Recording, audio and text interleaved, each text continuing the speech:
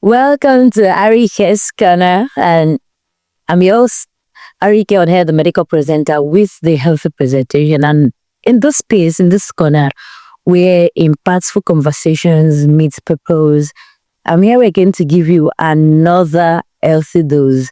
Remember some few clips ago while we were talking about the human behavior, I promised that I was cooking. I know it's Men's Mental Health Awareness Month, and yes, Ariyike no go carry last. So I was cooking, and yes, I think now that the food is, we can share the food now. How have you been? If you're a first timer, please hit the subscribe button, subscribe. And if you're a regular customer, like a customer that Danny, thank you so much for always. Thank you so much. Thank you for the likes, the shares, the comments. It means a whole lot to me. And yes, on today's conversation, I want to hear from you. Please, I need your comments. I need you to drop your comments in the comment section. Let us engage. Because this particular conversation we want to have today, it concerns you, it concerns me, it concerns everybody. We are talking about our men. Yes, the ones we live with, the ones we work with, the ones we play with, like men, the masculine gender. It's no longer news that the month of June is the Mental Health Awareness Month for men. Yes, for men. So today we want to sit pretty on SG3, good health and well-being. We want to talk about men's mental health. Today we are talking about the unspoken battles, why men's mental health matter and what we can do. You see, that's a very interesting topic here, in it. So you need to share this with that man that you love, and you also need to watch this because yes, we all have a role to play. So while I was preparing for this week's episode, I went into the street. But before I, share the responses that I got with you, a very big shout out to Positive Chance for Nigeria for being our sponsor for the season. Thank you, Positive Chance for Nigeria. And in case you want to join our league of sponsors, please slide into my DM. Let's have a conversation. So yes, let us now go back to our juicy topic of discussion. But then before I even go into that, can we start with some astros globally? I made some, small research, checked some online resources, and then I saw that globally, men die by suicide at twice the rate of women. So it's like 12.3 versus 5.9 per 100,000 according to WHO data. That's a lot. So that's nearly 1,337 men every day taking their lives. That's a lot. That's a lot. And we have the data like that in the UK, in Canada, just all over the world. It's not particular to a country. And in Nigeria, our dear nation, our country is not even exempted. Yes. Our rate is estimated at 17.3 per 100,000, higher than the global average. And that's worrisome. According to an article that was released on the Punch newspaper on the 17th of December 2024, it says that Nigeria ranks 6th globally for suicide rates. It is well. That's a lot. We should not be climbing the ladder where suicide is involved as a nation. That's not a good thing, to talk about or to boast about or even all of those things. And why are those things like that? Is it the cultural norms, the economic pressure, the emotional pressure, or is it the severe lack of mental health services? We know that we lack mental health services. I went to the streets, as I mentioned earlier, conducted interviews, asked men. Some don't even know that is Men's Mental Health Awareness Month. Some were like, mental health, how is that? For consent reasons, I won't be able to share all the videos that I have. But the ones that I'm able to share, of course, you are going to see, you're going to hear from them. like, what is mental health? I asked then, how do they react when they are mentally overwhelmed? Were they raised to open up or, or to man up? All those are our phrase, you are a man up, fuck it up. All of those phrases, I think they are doing more harm than good. When you hear the word mental health, what comes to mind? What comes to your mind? What comes to my mind is a lot of pressure. Pressure. Yeah. Why is that? I feel like men we have a whole lot of responsibility that we are kind of trying to understand as we go. It's not like there's a book or handout to like help us navigate through some certain things. We have to like find out on our own in a very hard way. Wow. So mental health is critical because we can't kill it because they have a lot of things that they control. They are physical and environmental.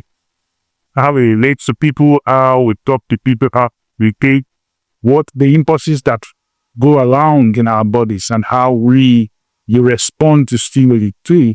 That is called encompassing as our mental health. I want people to understand that mental struggle is real and must meant to understand that men's mental health are something that should be talked about, not wait up. Oh, he's a man. Men don't cry. They are supposed to man it slow. We don't man not. It's reality that the person is faced and it's something that should be addressed, should be assessed, identify where problems are, and interventions should be carried out so that the person can ultimately have a better outcome to life, physically and mentally. I asked someone how they react if they are mentally overwhelmed. Personally, I shut down. I dropped everything that at that moment, I just shut down and sit still. I think some people waiting it out. Okay. I'm just in the eye of the storm, waiting out everything that in the path. That's how. Okay. So it's like you handle it all on your own. Yes, not entirely. I have friends, I'll take friend, or maybe just one, but I be talk me, and they listen and probably just know that he's staying here also get me. Which of the time I reached up. Oh, and you ask the response yourself. You have the response yourself. I even asked someone of a different generation now, so that we have, I ensured that, I've spoken to millennials, I've spoken to Gen Zs. It's just that this small research did not get to Alpha generation.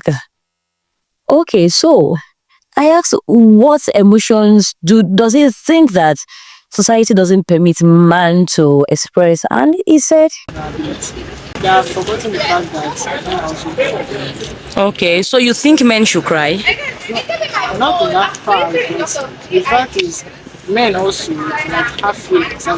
Okay. Also feelings. They have emotions. They do not like women, but still they are still humans. At least they should be considered and they should be understood too. You have that vulnerability, and why is that? You see, men are all like women. They are like perceived strong, like masculine, so they expect is ask goods. Okay. See, there's just the strong also because the thing is that it can't be like that all the time. Okay. Because society and life itself is not one part out. This kind of dynamic, so everything doesn't just go well like that. That's really wanted to. Okay. At a very tender age, we train boys to know that emotions are weakness, and that is not true. And you don't necessarily sit in a class and say, today's topic is emotions. No, we say these things in a subtle way, the ways we react to whatever they are going through, our responses to their reactions. Do you get? Our responses to their reactions and all of those things. Why are you crying? You are a man. You are this. You are that. I also asked how this has affected their lives. As a boy that has been trained to man up, to not open up? How has it affected their lives? Expressing myself. I would say not entirely. I think majority of the time I'm is manning up because our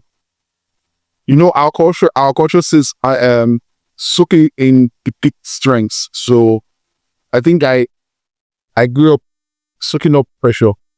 But when I look back to where I am now, I would say it did not help because times where I shared spit out, right? I began to learn that you begin to eat pressure, right? And so yeah, I did not learn how to. I didn't let express up plan. So it's now that I just learning it's because it didn't help. Wow. And yes, you had that. Said if it doesn't help, I had to unlearn that particular thing. So, what can we do now that we know these things? And you should also observe that men are craving to be heard. They are yearning to have people they can talk to, people they can be vulnerable with. Me personally, most times I feel like it's not like I feel like I know. Most times I want somebody to like listen to my nonsense. Okay. You get? I want someone to listen to my nonsense. Maybe you might pick sense or something out of it. So what can we do? I think that the easy way to start these things is to first normalize therapy. Because I asked, do you think men need therapy? Yeah, Eric. I think that therapy is for everyone, including men. Even though in this part of the world, it's not something we talk about a lot. Even mental health is not a conversation we kind of have, especially for men. But I believe that therapy is easy. Yes, therapy is for everybody. It's for the man, it's for the woman. It's not a genderalized thing. So we should not make emotions, vulnerabilities, we should not masquerade them as weakness, because in the real sense, they are not. It just shows that you're human being and you have emotions. You can express them however you choose to. So we need to normalize therapy and also mental check-ins for men. Another thing we can do is let us create safe spaces for vulnerability. Because honestly, men are expected to link, you're expected to protect, provide. But then here goes the question. Who is protecting the protector? Because the man is not God. So it's okay to feel overwhelmed because this list, the list of responsibilities and tasks and this and that, it can be overwhelming. It can be overwhelming. So let us encourage safe spaces for vulnerability. You don't label a man weak because he has chosen to express his emotions in a certain way.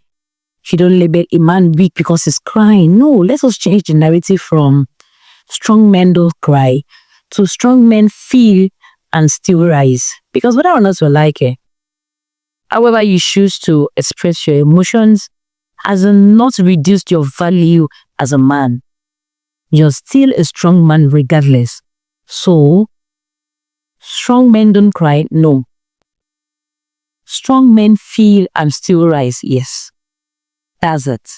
Strong men feel and still rise. See, suicide is not a choice. It is a desperate response to an overwhelming pain. And it's not the right answer. Suicide is not the answer. It's not the right answer. It's not the right way to go. Because you need yourself to see, you need to be alive to celebrate when you overcome that. And so if you are a man that you're struggling, you know a man struggling, going through one phase of life and is overwhelming, you don't need to use the desperate response. Made some research and I found some helplines. The national toll-free helpline is 112. It's a toll-free line. You can reach out to them. You know, we have the Mentally Aware Nigeria and lots of them. That is just the span right now on screen. Lots of them. These are safe, confidential, and non-judgmental spaces. No. not even a bubble. Okay. If I may ask, who should be doing this stuff? Can't really say, but I feel like everybody should. I would say it's both a cultural thing because for every guy you were brought up in such a way that you don't talk about things that really matter. It's supposed to man up. Well, that's something that we all like. Okay. You know, so it's something that people have to unlearn. And actually, you know, one thing I believe that helps us is like valuable friendship.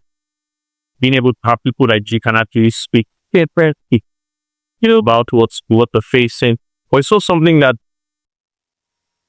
you know, a guy can be with his friend, talk about every other connects, everything. That matters. So, and I think it's something that first men need to learn to see that sometimes you actually need to talk to. After that, also actually go in the enter some person.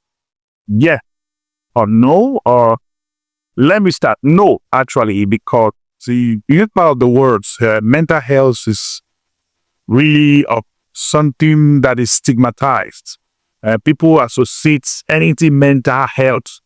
They don't even look at it as something to even look at in the positive sense. They look at it that when some people start talking about mental health, maybe the guy is crazy or go to psychiatric. It is stigmatized most, and that has made people to downplay the importance of being held in that part of their life. But because of information and knowledge increasing, we are beginning to see people turn away from that stigma and really looking In the right direction. a pointer to mental health issue because it's there, whether you believe it or No, that is there, yeah. and mental health issues that regard men is something people don't talk about because generally men don't talk. See a few words and they internalize everything. Also, it's very key for men to start looking at it and taking very key interest about their mental health. Because everything happening inside your head is supposed to display outside. Just like the Bible says, we are what we think. As a man thinketh in his heart, so he is. So we need to mentally keep ourselves stable. What influences come to us and how we can respond rather than react. And it helps us to become better. Oh, so I'm telling you now that don't wait till June before you talk about men's mental health, before you check up on the men. No, don't wait till June because see, this month is coming to an end very soon.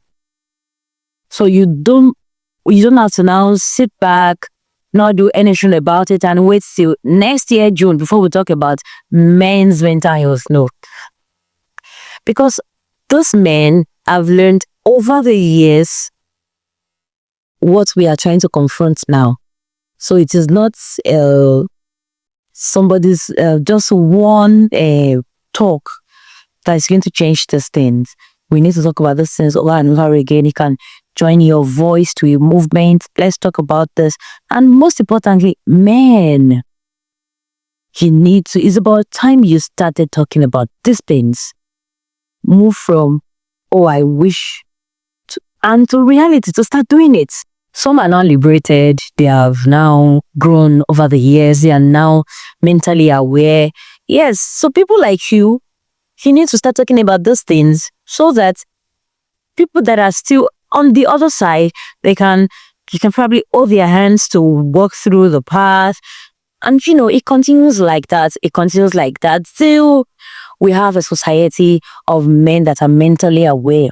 We have a society of men that are fully aware that the mental health matters a lot. So it's not just the advocacy for women. And most of this advocacy for women, now women they do it. Because we understand our matter as it do us. So I still believe that now I understand our matters as they really do now for body. Yes. So today we confront the stigma. We confront silence and we stand with our men. We are saying that you are a strong man, regardless of your vulnerabilities, regardless of your emotions, you are a very strong man. And I hope that today I've been able to convince you that it's okay for strong men to feel and still rise. I've been able to convince you that it's okay for men to heal. It's okay for men to rest. It's okay for men to speak. And not convince you that strong men don't cry. No. Your value is your value. Your emotions, your vulnerabilities, no, they are just part of you as a human being. I hope this has been an amazing section for you. If this touched you, if you feel am, even if you don't feel am, send this to a man, send this to men, send this to women, because we have men around us. We work with them, we play with them, we live with them. So send this to the men in your corners, in your lives. Let them know that their mental health matters. And please hit the subscribe button and the notification bell, because you don't want to miss out on our weekly episodes, our Friday episodes, yes. So I'll see you same time, same station, Ariyike's Corne on YouTube, with Ariyike on air, the medical presenter, with the healthy presentation. And I hope that you enjoyed today's healthy dose. Alright, when you see a man, give him a hug. Hug that man. Let him feel loved. Hug, only hug, please. Only hug. Now you want to interpret that. God bless you.